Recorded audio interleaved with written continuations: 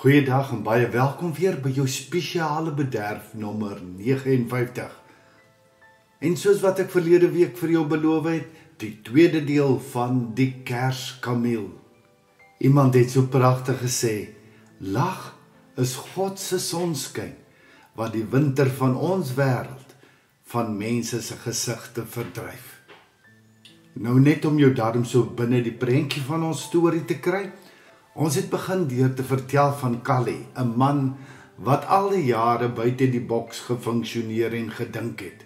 Sy ouma het hom gevra om iets spesiaal vir die Kersangdiens te bring, en raai wat bring hy toe? 'n kameel. En nou werk ons so eentjie terug na waar ons verlede week was, en ons luister verder na die Kerskameel en Callie se storie. Vir so 13 minute gaan alles goed.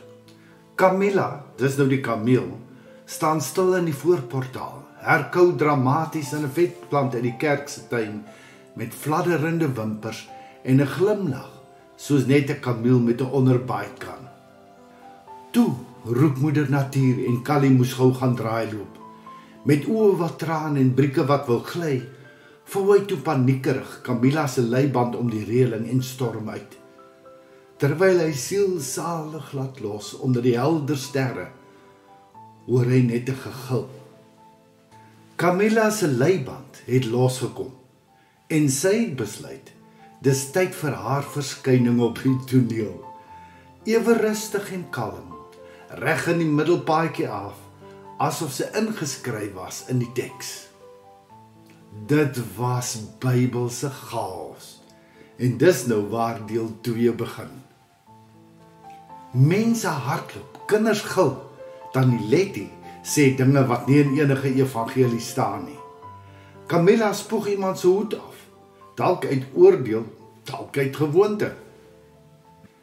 En om die kersie op die koek te sit, drop sy toe so 'n paar kameelbomme, net om 'n stukkie realisme van kleur en geur by te voeg.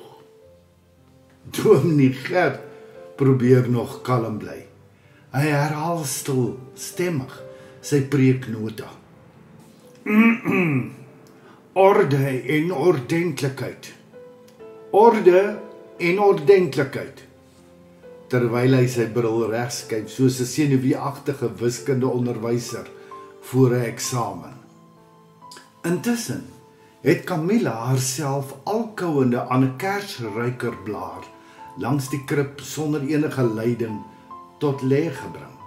So koeskoes het Callie toe ook op die verhoog verskyn.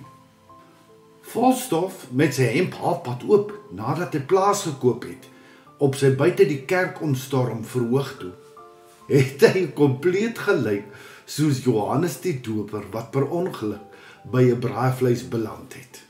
So by so vra hy toe vir Dominee of hy ook maar net 'n woord mag rig aan die gemeente. Vriende, ek weet dit lyk erg, maar onthou net een ding. As God 'n donkie kon gebruik om profeties te praat, dan kan hy ook 'n kameel gebruik om jou en my wakker te skud.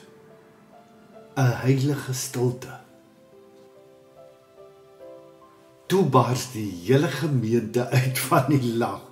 Selfs Tannie Letty, wat met 'n frons op die voorkop gebore is, glimlag. Met groot grasie soos die van 'n eregas, het Camilla haarself op die been gelig en sommer kortpad saam met Callie by die sydeur uitgevat. Dominee Gert, wat vroeër nog besig was om sy preek oor orde en ordentlikheid te bring, het hulle agterna gestaar met 'n mengsel van vrees en verwondering.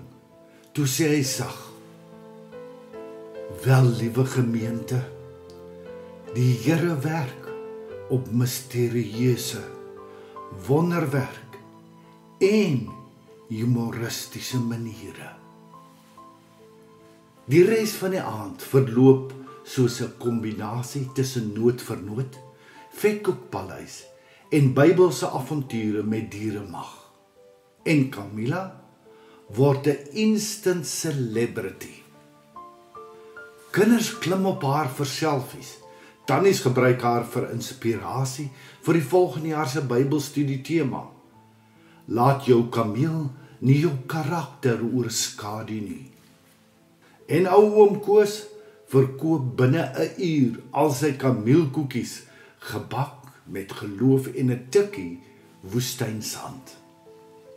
Teen die einde van die aand staan Callie in die kerk se binnehof, effens modderig, met 'n rosientjiebrood in die een hand en Camilla se luisel in die ander. Hy sê: "Sjoe, dit was nou iets. Ek dink ek het 'n nuwe bediening ontdek, die kameel van die Kersevangelie." Sy ouma, wat intussen 'n koppie tee sit en roer, soos net 'n ouma kan, kyk hom aan met daai kyk wat reguit deur jou ribbespier trek. "Jy dalk 'n koppie wat raas, my kind," sê sy. "Maar dalk is dit presies wat die Here soms nodig het. Iemand wat nie bang is om 'n bietjie stof op te skop, terwyl hy die mense aanraak nie." En so het Callie, die kameelman van Vergetelsdorp, bekend geword as die moderne Johannes die Doper. Net meer hare, meer baard, meer drama en 'n baie groter dier. 3 dinge om te onthou uit hierdie storie. Eerste ding, God kan enigiets of iemand gebruik, selfs 'n kameel, om sy boodskap te bring. Die tweede ding, moenie jou roeping onderskat nie. God kan enigiemand en enigiets tot sy eer gebruik. Die derde ding, lag en gesonde humor is soms die pad na diep geestelike belewennisse en geestelike ontwaking. Here, leer ons om u stem te hoor, selfs al kom dit uit die mond van 'n kameel.